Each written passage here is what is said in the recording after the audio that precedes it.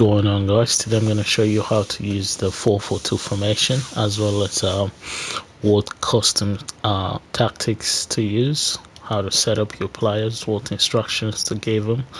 And this video will be mostly helpful for those of you that are still struggling to find a preferred formation, or players that like having two players up front and play through the wings as well.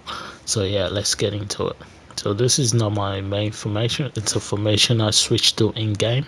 So this is my main formation, but once the game starts, I tend to switch to the 4-4-2, which is my attacking formation. So I'll go 5 different formations, but for the purpose of this video we're only going to look at the 4-4-2 formation. So these are my custom tactics. So I've got it on balance, my defense style on balance, and I'm going to explain why in a second. And I've got the weight on 1, so 1 bar. So the reason I have it on balance is I don't want my the AI to tell my players what to do based on the settings I've got on here, because if I've got high pressure, basically if my opponent passes the ball back to his player, back to his defenders or goalie, all my players are gonna push forward, and they never ever actually mark the player with the ball. They just sprint forward, and that tends to leave spaces in behind, especially with this 4-4-2 formation, and that could easily lead to counter. Well, it has actually led to various or numerous counter attacks against me. So that's why I leave it on balance. And also I don't use press after possession loss, because as you can see I'm at 5 depth. So at 5 depth, that's really risky, because your defenders are sitting high up, and if that your opponent is sitting high up as well and you don't win the ball, you can easily get countered. As for constant pressure, I never use it, because well, your players can run out of stamina easily. And there's one other reason, I'm gonna explain that in a second once I get to it. And on the offensive style, I've got fast build up, because I'm on balanced. So once you go balanced, you need to set it to fast build up, because you want your players to counter or move the ball up the pitch as quickly as possible. You don't want to you don't want possession, you don't want long ball, you don't want to play balance. You can say you're winning and your opponent is pressuring you and your 2 goes up, and and he's turned on high pressure. You can pause the game and set your offensive style to balance. That way you're not throwing players forward. Now my weight, I've set it to 2, and that's to just so it'll be in line with my defensive weight. So if I've got a say up to 5 or 6, what's gonna happen is when I've got the ball and I'm pushing forward, they're gonna spread out. But then if I lose the ball, it's gonna take them 5-6 seconds to close down the spaces in the defense. So when you have the ball and you're countering, your left back and right back is gonna spread out to the wings. Now if you've got them on attacking as well, like overlap or something, they're gonna be sitting on the touchline basically. Now if you lose the ball in the middle, the CDMs, your center backs are gonna spread out to cover for your wing backs. So if you lose the ball in the middle, you can easily get counter attacked and end up being in a one-on-one situation. Your opponent will end up being in a one-on-one situation against your goalie, because you have all that space in the middle in between the 2 center backs who are covering for the wing backs that are sitting on the touchline. And the reason I do that is because, well, as you can see, I've got my CDMs on balance. One of them is on balance and the other is on get forward. So I never tell my CDMs to sit back, because I pick play CDMs or center mids that can actually score goals, so I always tell them to go forward. So if I lose the ball, there's no cover whatsoever. So these two center backs over here are gonna try to cover for the wing backs that are sitting on the touchline. If I've got this set to say 5 or 6 bars, and that's what I've got at 1. And the second reason is you can actually tell them to spread out to the wings in game without actually using this setting. So simply just tell your players to hold the sideline if you want width in game, because sometimes you do need width, I've been in those situations myself, and that's actually the best way to get width in game, because you can disable it. Let's say you go forward, you're going forward and you need width and you lose the ball, you can just simply turn it off.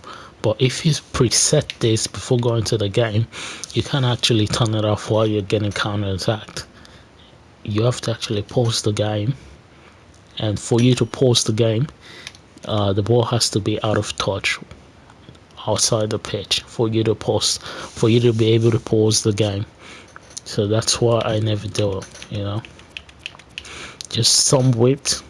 1-1 is not ideal, just to confuse the opponent. So you can go up to 3, but I would recommend 2. Now for players in the box, I'll set it to 2, because I just want the one player in the box and the rest outside. That way I can easily find players to play 1-2 with, and of course I can strike the ball from outside the box, as well as avoid offside. Because if you do this with these settings, you're gonna have your CDM and your centimeters in his box. Now if he's playing one depth, that's you can't actually do nothing.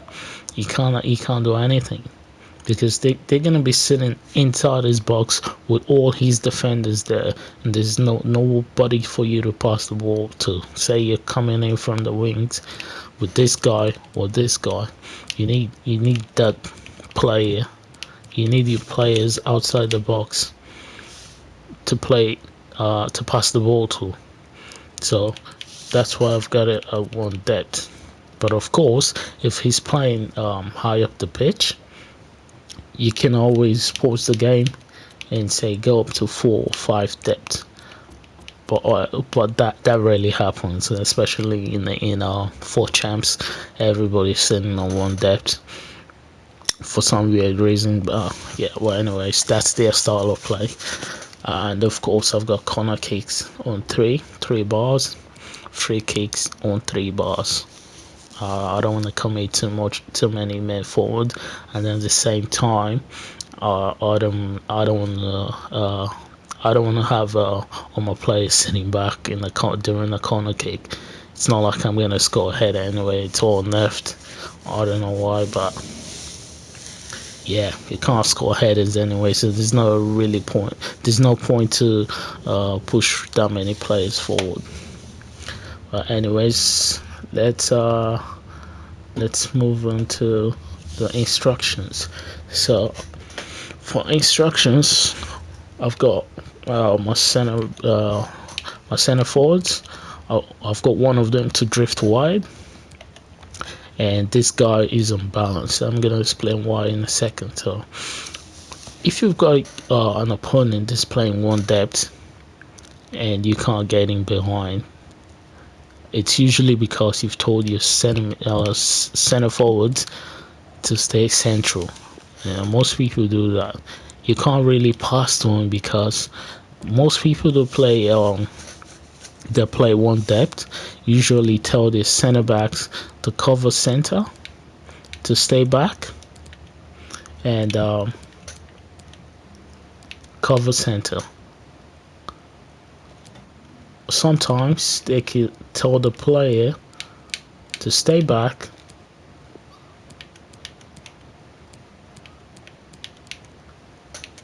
aggressive interceptions. Now if they go CDMs, so they're playing with a CDM. They can also tell the CDM to cut passing lanes. So in that situation, you want your player, your center forward, to drift wide. At least one of them to drift wide, so you can easily pass the ball to him. And of course, target man is the best attacking run you need for this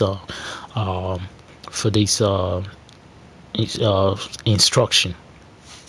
Basically, it's because you just don't want him to be out wide, running towards the wings, because you've got a winger there already, so there's no point for him to go that far out to the wings. And the only way to control how far he goes is to set it to target man. And of course, I tell him to stay forward, to put pressure on the defenders. I don't want a situation where his defenders are gonna push forward and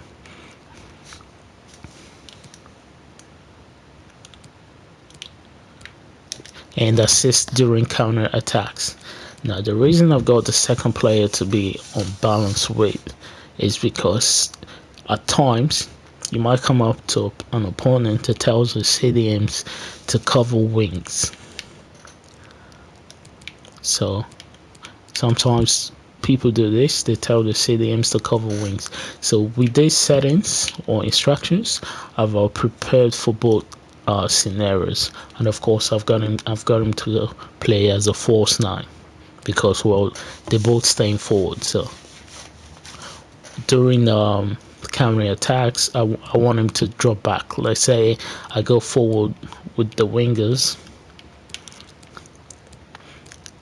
and I manage to get him behind. I don't want him to be inside the opponent's net or behind the goalie, because that's going to be an offside. I can't really cut the ball back to him. So with force 9, if I come to play as a force 9, he's always going to be available in the middle of the pitch, because balance is going to be within the 18-yard box, and he's always going to make runs or make himself available for the squad backs.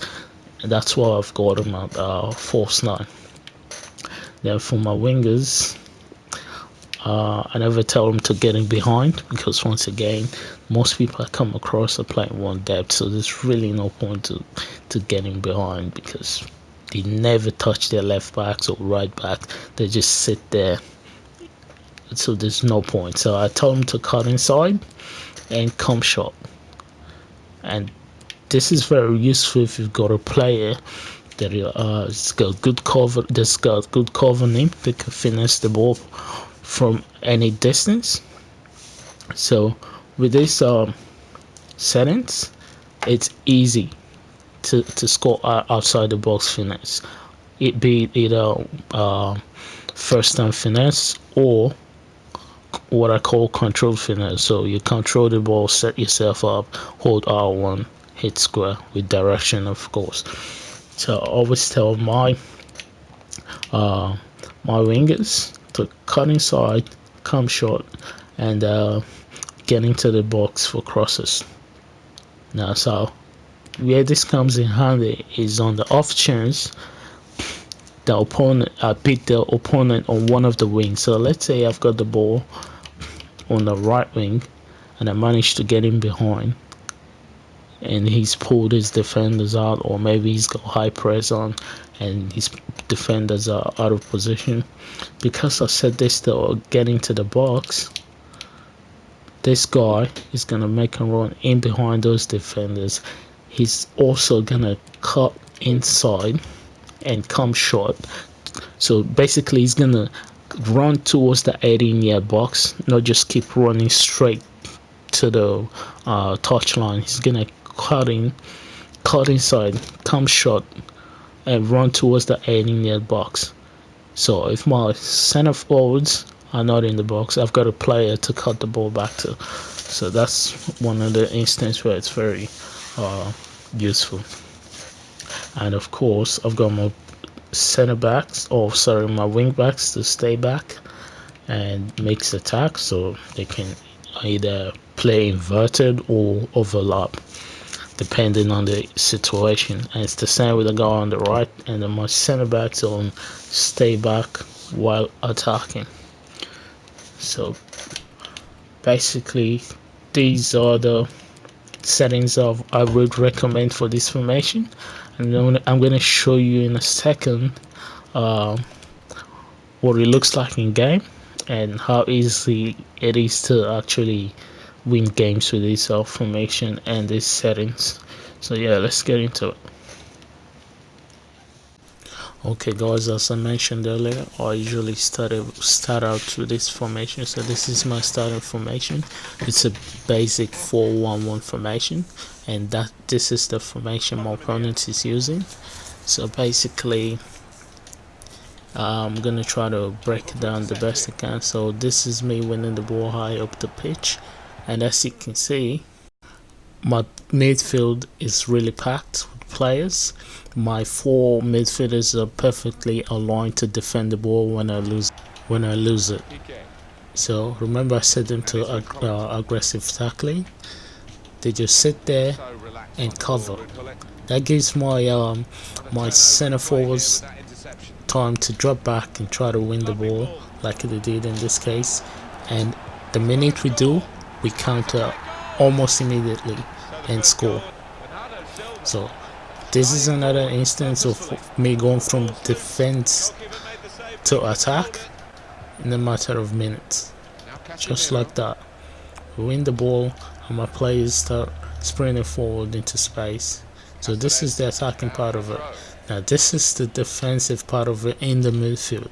So this is what it looks like. Look at my CDMs, my centimeters. See the way they aggressively cover for each other and try to win the ball back. And that gives me time to switch to my center back and use him to win the ball. This is another attack. Look how many players, how many options I've got in attack. That's how good this formation is. Plenty of players to pass the ball to.